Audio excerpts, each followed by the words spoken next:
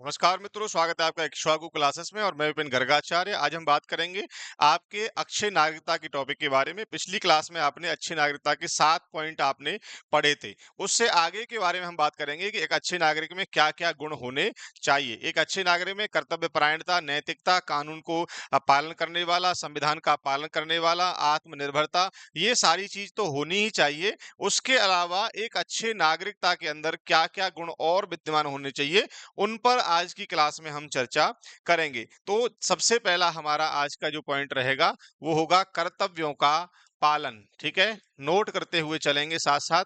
कर्तव्यों का पालन।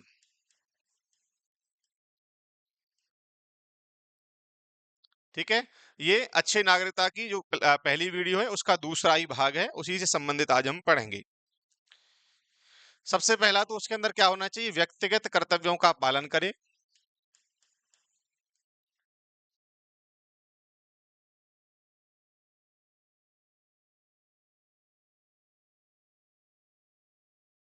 एक अच्छे नागरिक में सबसे पहली बात होनी चाहिए कि वह अपने व्यक्तिगत कर्तव्यों का भी पालन करे। जहां भी वो रहता है, जिस घर में वो रहता है, उसके व्यक्तिगत जो कर्तव्य हैं उनका उसको पालन करना चाहिए। ठीक है। दूसरा, उसको अपने परिवार का ध्यान रखना चाहिए।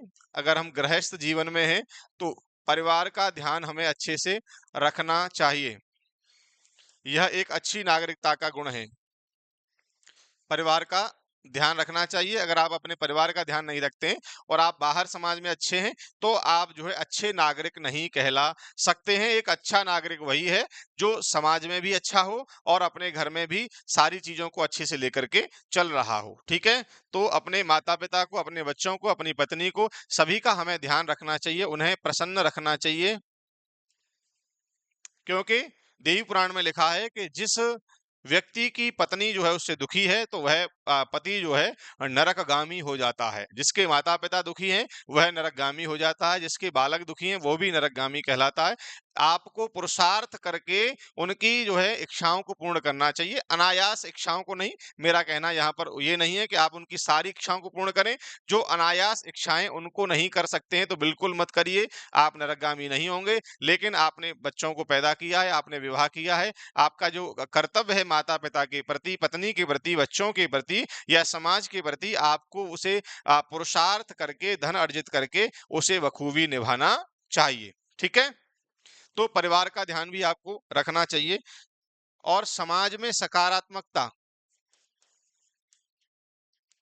समाज में सकारात्मकता लानी चाहिए। सकारात्मक बातें करनी चाहिए। ऐसा नहीं कि आप कोई भी नकारात्मक नेगेटिविटी समाज में फैला रहे हैं और आप समाज को जो है दूषित कर रहे हैं। ऐसा कार्य आपको नहीं करना है, नहीं तो आप एक अच्छे नागरिक नहीं हैं। ठीक है।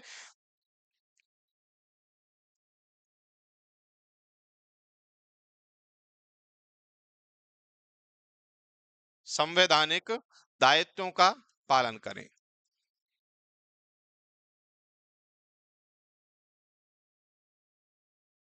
जो भी हमारे भारतवर्ष में जो संविधान के अनुसार नियम बनाए गए हैं, हमें उनका भी जो है पालन करना चाहिए, उन दायित्वों को निभाना चाहिए। तो हम जो है एक अच्छे नागरिक की श्रेणी में आ सकते हैं। तो ये हो गया कर्तव्यों का पालन। अब हम बात करेंगे, दूसरा हमारा जो आज का पॉइंट रहेगा वो है नैतिकता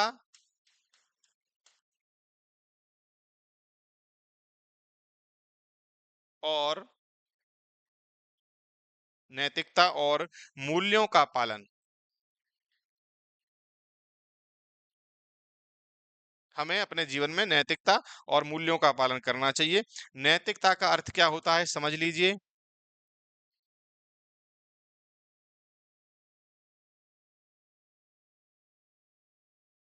नैतिकता का अर्थ है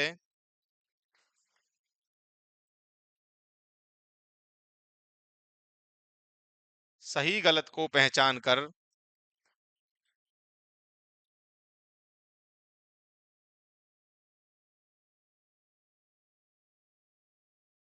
सही मार्ग पर चलना नैतिकता कहलाता है। आप अच्छे मार्ग पर चल रहे हैं, आप सत्य के मार्ग पर चल रहे हैं, आप गलत मार्ग को जो है नकार रहे हैं, गलत मार्ग पर आप नहीं चल रहे हैं, तो आप एक नैतिक व्यक्ति हैं, नैतिकता के अनुसार आप अपना कार्य कर रहे हैं। और जो व्यक्ति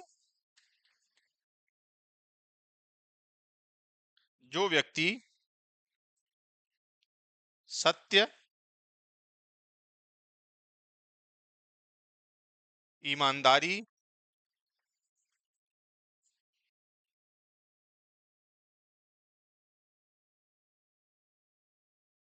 और न्याय के मार्ग पर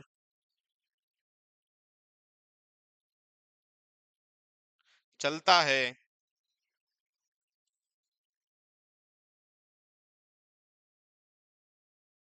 वही नैतिक नागरिक कहलाता है।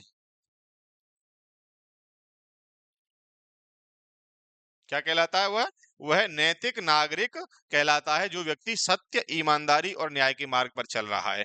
तो नैतिकता क्या होती है? जो अच्छे मार्ग पर चले, जो सत्य का साथ दे, ईमानदारी का साथ दे, उसी मार्ग पर चले, वह होती है नैतिकता। ठीक है, अब बात करेंगे आगे, तीसरे पॉइंट नोट कर लीजिए। आइए लिखेंगे यहां पर तीसरा पॉइंट, कानून का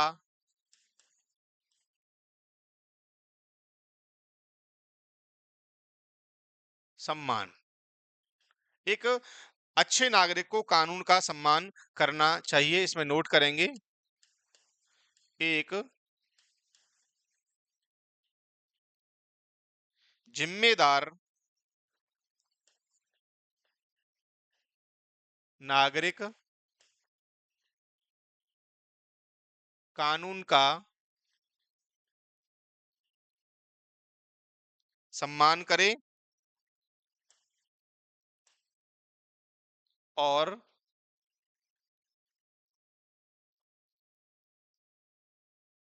दूसरों को भी उसके प्रति जागरूक करे। ठीक है, ये आपकी साक्षात्कार के लिए बहुत महत्वपूर्ण चीजें हैं। अच्छे नागरिक के कर्तव्य क्या क्या होने चाहिए, अच्छे नागरिक में क्या क्या गुण होने चाहिए, जो भी ये हेडिंग है ना, बस इन हेडिंग को अच्छे से तैयार कर लीजिएगा। इसमें जो भी अब मैं आपको नोट करा रहा हूं, ये तो आपको हो सकता है कि साथ ही साथ याद हो जाएगा, और हेडिंग को देखते ही आप समझ जाएंगे। कानून का सम्मान, तो एक जिम्मेदार नागरिक को कानून का सम्मान करे और दूसरों को भी उसके प्रति जागरूक करे, ये कानून का सम्मान हो गया। ठीक है, चौथा पॉइंट लिखेंगे, समाज में योगदान।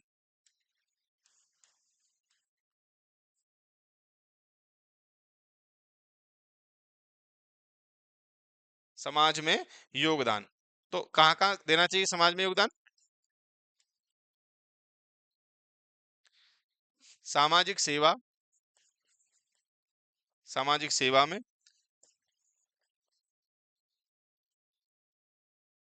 शिक्षा में मदद करे। ठीक है, शिक्षा के क्षेत्र में जो मदद कर रहा है, जो पर्यावरण की रक्षा के लिए कार्य कर रहा है, पर्यावरण की रक्षा,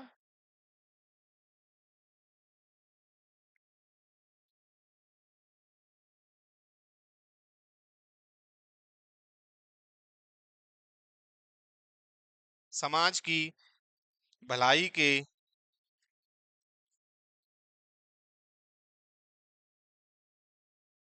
लिए प्रयास करना, समाज की भलाई के लिए प्रयास करना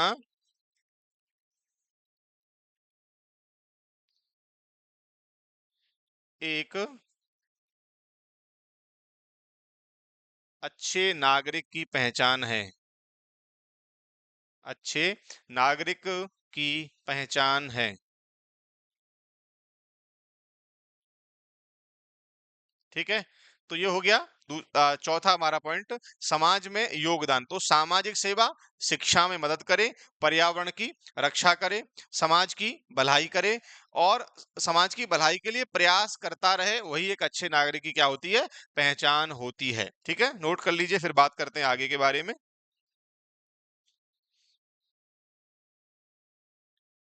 आइए नोट करेंगे पांचवा हमारा पॉइंट,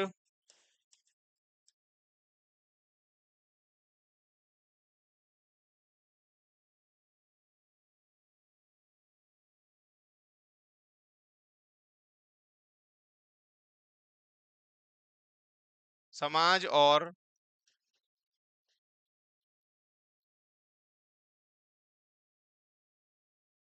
राष्ट्र के प्रति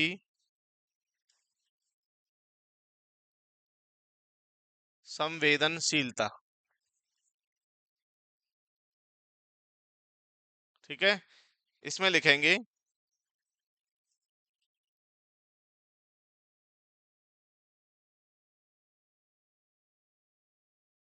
समाज में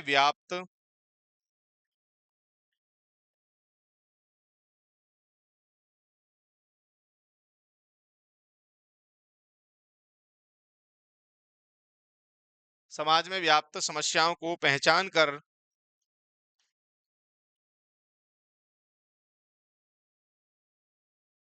उनके समाधान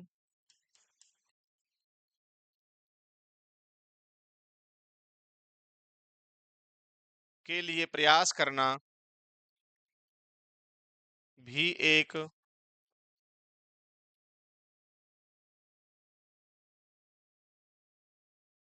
अच्छे नागरिक की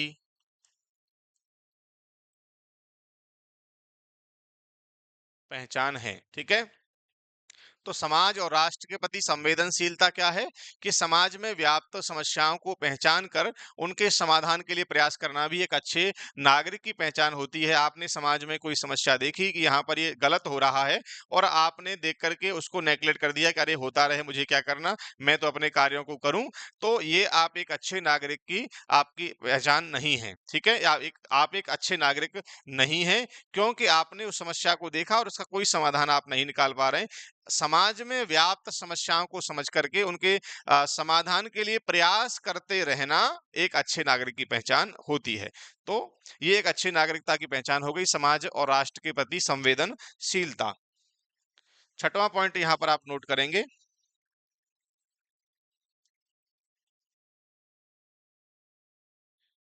भविष्य की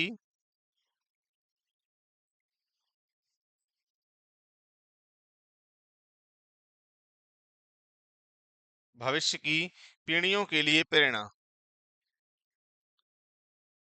एक अच्छे नागरिक को ऐसे कार्य करने चाहिए जिससे कि भविष्य की जो आने वाली पीढ़ियां हैं उनको भी प्रेरणा मिले। ठीक है,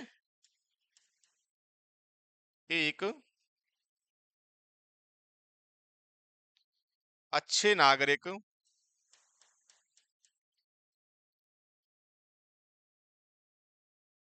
अपने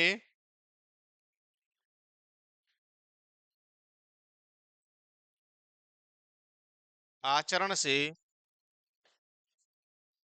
एक अच्छे नागरिक अपने आचरण से दूसरे के लिए आदर्श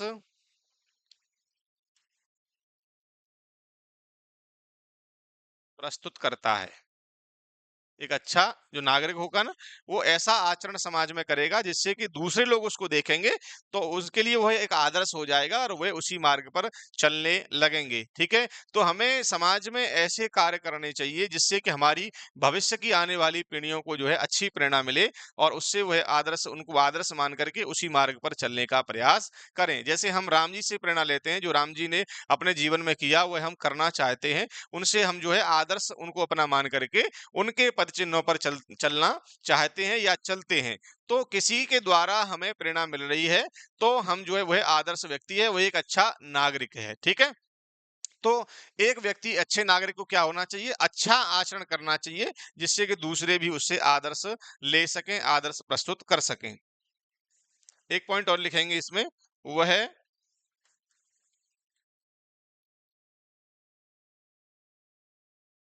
अपनी अगली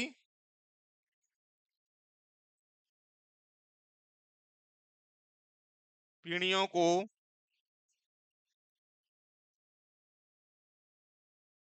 सिखाता है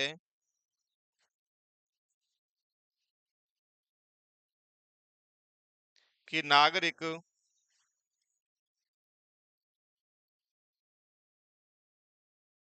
कर्तव्यों का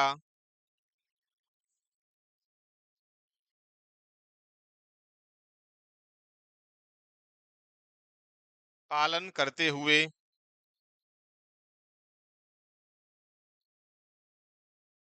कैसे एक स्वस्थ, सशक्त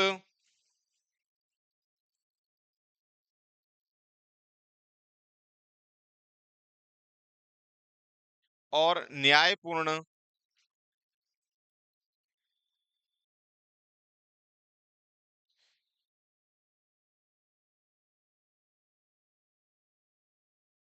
समाज का निर्माण किया जा सकता है। तो वह व्यक्ति ऐसे आचरण करता है, एक अच्छा नागरिक ऐसे आचरण करता है कि वह अपनी अगली पीढ़ी को सिखाना चाहता है कि नागरिकता के कर्तव्यों का पालन करते हुए कैसे एक स्वस्थ, सशक्त और न्यायपूर्ण समाज का निर्माण या स्थापना की जा सकती है। ठीक है? तो ये हो गया हमारा भविष्य की पीढ़ियों के लिए प्रेरणा हमको एक अच्छे नागरिक से मिलती है। ये बहुत ही महत्वपूर्ण एक-एक चीज़ आपके लिए इसमें एक-एक पॉइंट जो हेडिंग डाल रहा हूँ, ये एक-एक पॉइंट आपके लिए बहुत ही महत्वपूर्ण है और आपके साक्षात्कार में आपको बार-बार यह पूछे गए हैं और अब पूछे भी जा सकते हैं। इस वर्ष बहुत ही संभावना है कि आपके इंटरव्यू में ये आएँगे ही निश्चित तौर से और लिखित परीक्षा में से भी यहाँ से प्रश्न बन सकता है, तो आप इसको अच्छे से तैयार कर लेंगे। ठीक है? मान लीजिए आपको लिखित परीक्षा में प्रश्न किस प्रकार से बनेगा एक बार समझिए कि हम जो है एक अच्छा नागरिक भविष्य की पीढ़ियों को किससे प्रेरणा देगा। तो किससे प्रेरणा देगा? अपने आचरण से प्रेरणा देगा। उत्तर में क्या आएगा? अपने आचरण से प्रेरणा दे सकता है। इस प्रकार से प्रश्न यहाँ से बन सकते हैं। नोट कर लीजिए, बात करते हैं आगे के बारे में।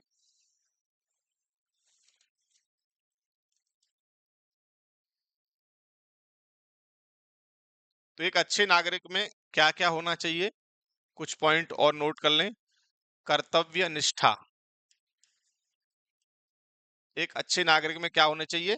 कर्तव्य निष्ठा होनी चाहिए, चाहे वह स्वयं के लिए हो, परिवार के लिए हो, देश के लिए हो, राष्ट्र के लिए हो, किसी के लिए भी हो, लेकिन एक अच्छे नागरिक में कर्तव्य निष्ठा होनी चाहिए। अपने कर्तव्य को वह निष्ठा और सच्ची ईमानदारी से निभाना चाहिए। नैतिकता और ईमानदारी, एक अच्छे नागरिक में नैतिकता और ईमानदारी होनी चाहिए। ठीक है? ईमानदारी होनी चाहिए और वह सत्य के मार्ग पर चलना चाहिए। नैतिकता क्या होती है? सही मार्ग पर, सत्य के मार्ग पर चलना नैतिकता कहलाती है। और उसमें क्या होना चाहिए? समाज सेवा और परोपकार, समाज सेवा और परोपकार। एक अच्छा नागरिक ऐसे कार्य करे जिससे कि हर वर्ग को, जो भी कमजोर वर्ग है उसका भी समग्र विकास हो सके, इसलिए उसको समाज सेवा और परोपकार करना चाहिए। समानता और बंधुत्व,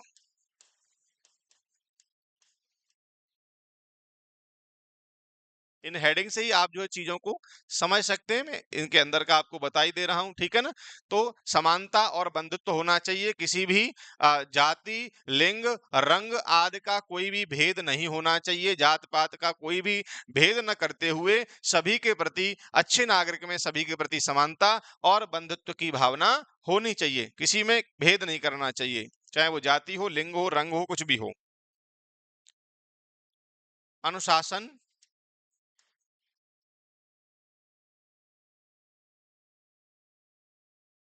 अनुशासन और कानून पालन, अनुशासन और कानून पालन होना चाहिए। जो भी अनुशासन हमारे लिए बनाया गया है, हमारे भारतीय दंड संहिता के हिसाब से जो भी अनुशासन बनाए गए हैं, हमें उन्हें अच्छे से जो है फॉलो करना चाहिए और हमें कानूनों का पालन करना चाहिए। जैसे कि हमारे लिए नियम बनाए गए हैं, मान लीजिए हमारे लिए बनाए गए हैं ट्रैफिक नियम बनाए गए, हम रोड पर चल रहे हैं तो हमें उन ट्रैफिक नियमों को हम नहीं तोड़ें। ठीक है? तो ट्रैफिक नियम हो गए और कर भुगतान हो गए, जो हम टैक्स भरते हैं, जो कर भुगतान होता है उसे हमें भरना चाहिए, समय से भर देना चाहिए। तो हमें उनका जो है अनुशासन और कानून पालन करना चाहिए, तो ही हम एक अच्छे नागरिक बन सकते हैं। ठीक है? आइए बात करते हैं अब आगे के बारे में, इसको नोट कर लीजिए। हेडिंग डालेंगे यहाँ पर नैतिकता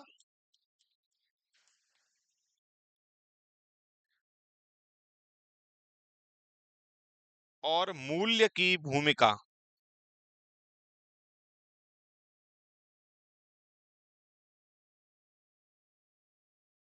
नैतिकता और मूल्य की भूमिका, इसमें लिखेंगे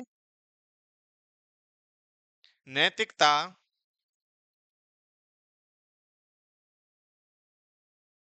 और मूल्य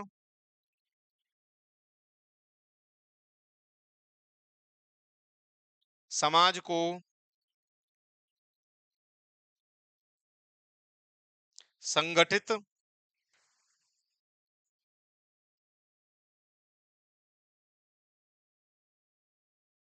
संगठित और एकजुट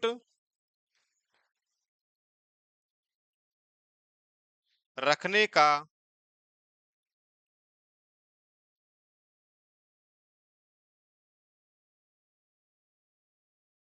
काम करते हैं। तो नैतिकता और मूल्य समाज को संगठित और एकजुट रखने का काम करते हैं। नैतिकता और मूल्य की भूमिका के अंतर्गत इसको लिखेंगे। इसमें पहली हेडिंग डालेंगे हम धैर्य और सहिष्णुता। इसको नोट कर लीजिए, फिर बात करते हैं आगे।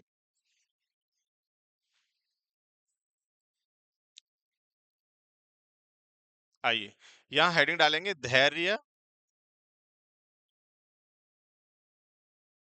और सहिष्णुता। इसमें लिखेंगे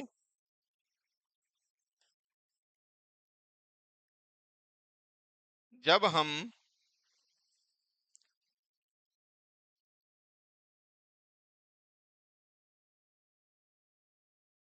अपने जीवन में धैर्य और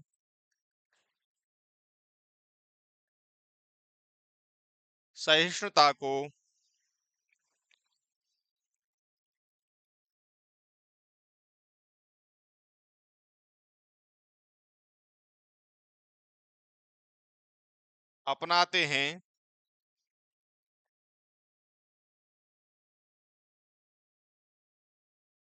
अपनाते हैं तो हम दूसरों की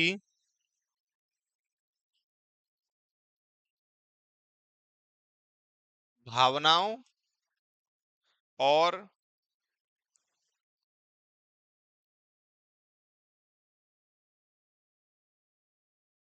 अधिकारों का आदर करना सीखते हैं। ठीक है। तो धैर्य और सहिष्णुता क्या है? जब हम अपने जीवन में धैर्य और सहिष्णुता को अपनाते हैं तो हम दूसरों की भावनाओं और अधिकारों का आदर करना सीखते हैं। मान लीजिए आपसे पूछ लिया जाए कि एक सैनिक के अंदर धैर्य क्यों होना चाहिए, ठीक है, धैर्य और सहिष्णुता क्या है, तो आप बताएंगे कि जब हम धैर्य को धारण करते हैं तो हम दूसरे की भावना और उनके अधिकारों को समझने की हमारे अंदर सीख जो है आ जाती है। कैसे आती है? मान लीजिए किसी व्यक्ति ने आपसे क्रोध में कुछ कहा और आप जो है एकदम से एग्रेसिव होकर के आपने धैर्य खो दिया और आपने भी उल्टा सीधा वहां पर बक दिया या कुछ भी कह दिया, तो बात बहुत ज्यादा बढ़ गई, लड़ाई झगड़ा हो गया, अन्य अन्य चीजें, ठीक है। लेकिन अगर उन्होंने कुछ आपसे कहा और आपने वहां धैर्य रखा, आपने कुछ प्रत्युत्तर नहीं दिया, आपने धीरज धारण किया, धैर्य धारण किया और सोच विचार के कि इन्होंने यह बात मुझसे क्यों कही है क्रोध में आकर के, अगर आपने उस पर विचार किया और आप विचार करेंगे तो आप समझ पाएंगे कि हाँ, मुझसे कोई गलती हुई इसलिए इन्होंने क्रोध में मुझसे ये बात कही। तो आप फिर उनके अधिकार और उनकी भावनाओं की जो है अधिकारों का आदर करना सीख जाएंगे, क्योंकि आपने धैर्य वहां पर धारण कर लिया। तो जिसके अंदर धैर्य है वह सब कुछ प्राप्त कर सकता है। ठीक है। धैर्य और सहिष्णुता, जब हम अपने जीवन में धैर्य और सहिष्णुता को अपनाते हैं तो दूसरों की भावनाओं और अधिकारों का आदर करना सीखते हैं। दूसरा हम क्या करते हैं? क्षमा और करुणा। जब हमारे अंदर नैतिकता के मूल्य आते हैं तो ये चीजें हमारे अंदर आनी चाहिए, धैर्य और सहिष्णुता, क्षमा और करुणा। किसी की, इसके अंदर लिखेंगे किसी की गलती को माफ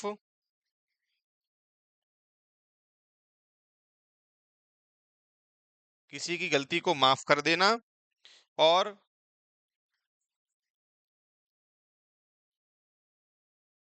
दूसरों की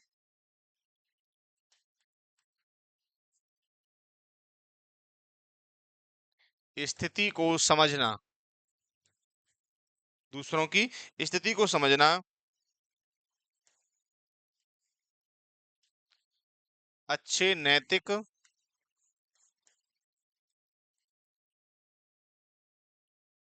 मूल्यों का हिस्सा है।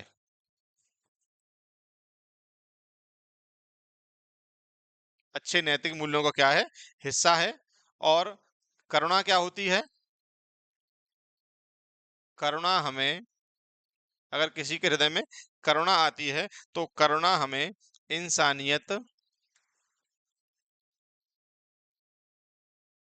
करुणा हमें इंसानियत का पाठ पढ़ाती है।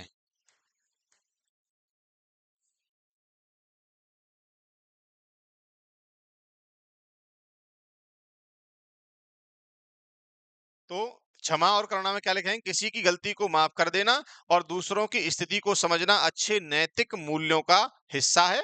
और करुणा हमें इंसानियत का पाठ पढ़ाती है। जब हम किसी के दुख को या कष्ट को देख करके करुण भाव में आ जाते हैं, करुणा से भर जाते हैं, तो वो हमें अंदर से इंसानियत बनाती है। क्योंकि कहा गया है, अगर किसी व्यक्ति के दुख को देख करके अगर आप दुखी हो रहे हैं, तो आपको भगवान ने इंसान बना करके गलती नहीं की है। ठीक है? तो वहां इंसानियत का पाठ हमें जो है हमारे हृदय में प्रकट हो जाता है, क्योंकि करुणा हमें इंसानियत का पाठ पढ़ाती है। नोट करिए।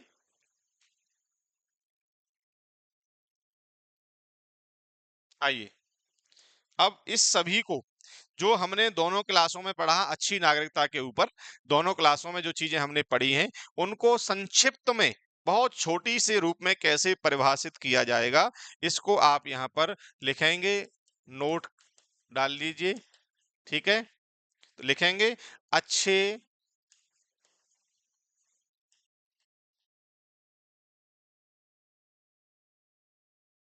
नागरिकता का उद्देश्य केवल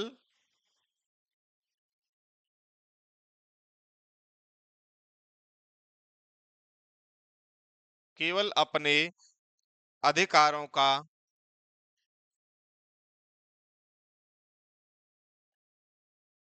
उपभोग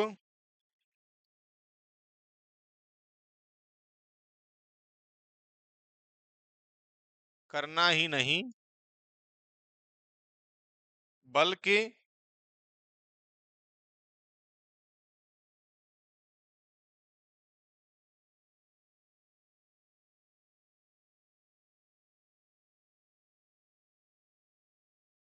समाज और राष्ट्र के प्रति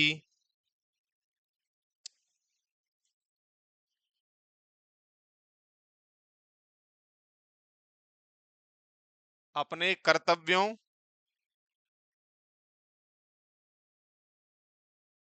अपने कर्तव्यों का पालन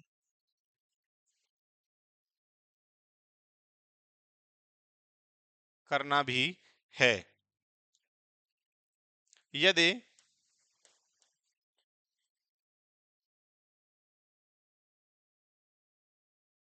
हर व्यक्ति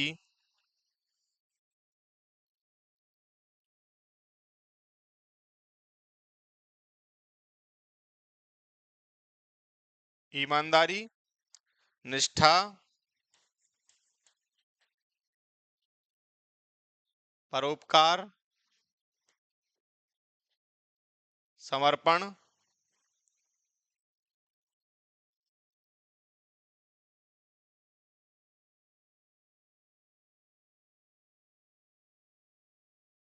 के साथ जीवन जीता है,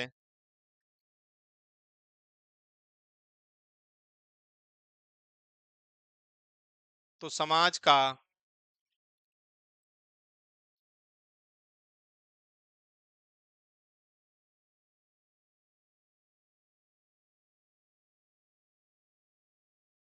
हर वर्ग उन्नति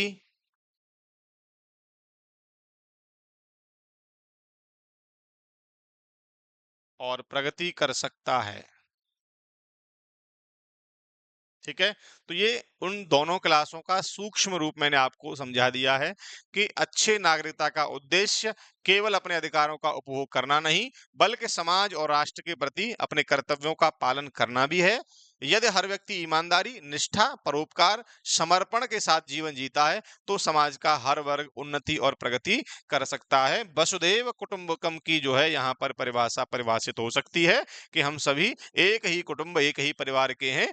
लेकिन कब हो सकते हैं? जब हम ईमानदारी, निष्ठा, परोपकार और समर्पण के साथ अपना जीवन जीना प्रारंभ कर देते हैं। ठीक है? तो आज की क्लास में हमने अच्छे नागरिकता का जो दूसरा पार्ट रह गया था, उन चीजों को भी हमने समझ लिया कि कर्तव्य निष्ठा क्या होती है, धैर्य और सहिष्णुता, क्षमा और करुणा, ये सारी चीजें हमारे अंदर कैसे आनी चाहिए और किस प्रकार से यह कार्य करती हैं, इनको हमने आज जो है समझ लिया है। ठीक है? तो कोई भी पॉइंट आपको समझ में ना आया हो तो आप मुझे मैसेज कर सकते हैं, मुझे बताइए, मैं उसे दोबारा से समझाने का आपको प्रयास करूंगा। मिलेंगे एक नए टॉपिक के साथ अगली वीडियो में, तब तक के लिए धन्यवाद।